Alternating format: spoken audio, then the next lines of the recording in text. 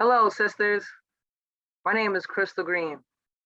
And when I first came into this industry, didn't know what it would look like or what it meant to be a carpenter. I didn't have anything for myself.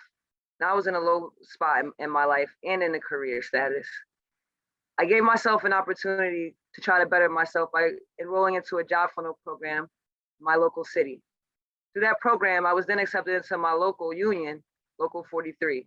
But even then, the challenges of becoming a female apprentice or a female journeyman in this industry was very difficult.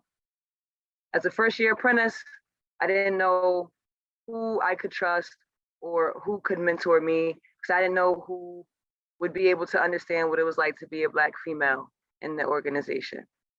I then realized that I had to turn away from just myself and realize that many females and many young people needed a place in this union if it was going to survive.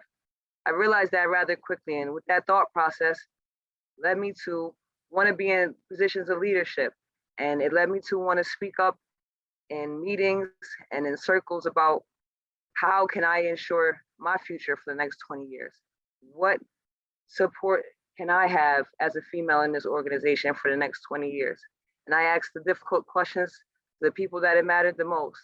It just so happened to align with the new look of a UBC carpenter and being more diverse and being a lot more progressive.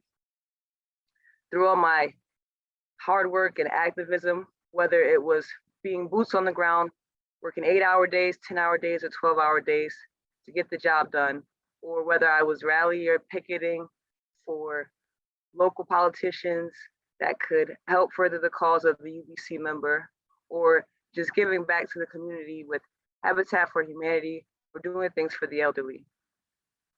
I gained a lot of support.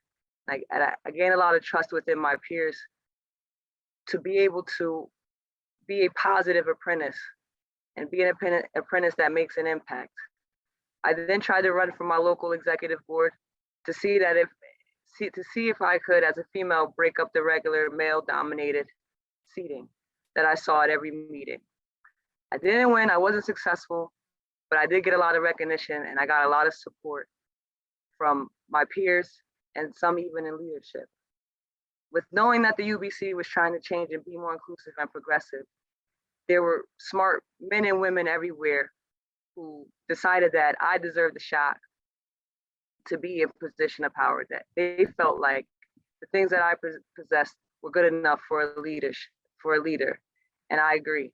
So I stood up to the challenge and I got accepted to the Executive Regional Council of Carpenters for North Atlantic States as a 3rd-year apprentice. I was the first woman, first apprentice, first Black woman to ever have that seat. And I am truly grateful for that opportunity because looking back on it now, I was the first, but I will not be the last. Through being on the executive board and being in a position of power, I was able to see how much we can change and how much we can influence each other as men, or most importantly, as women. I then got more roles on the local job site where I was a steward and I could affect change with the contractor and with the membership. And all those challenges had its ups and downs, but I'm truly grateful to be a part of them all. I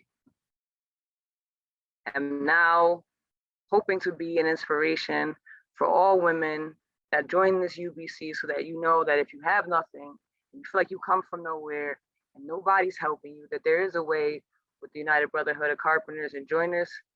This time they're looking forward to uplifting people of color, minorities, anybody that's willing to contribute to the betterment, to the future of the UBC in a positive way.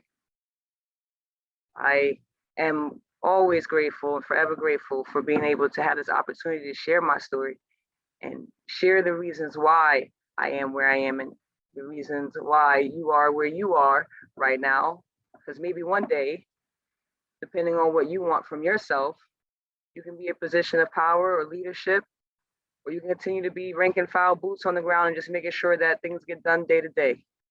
But there's nothing else holding us back. Sky's the limit.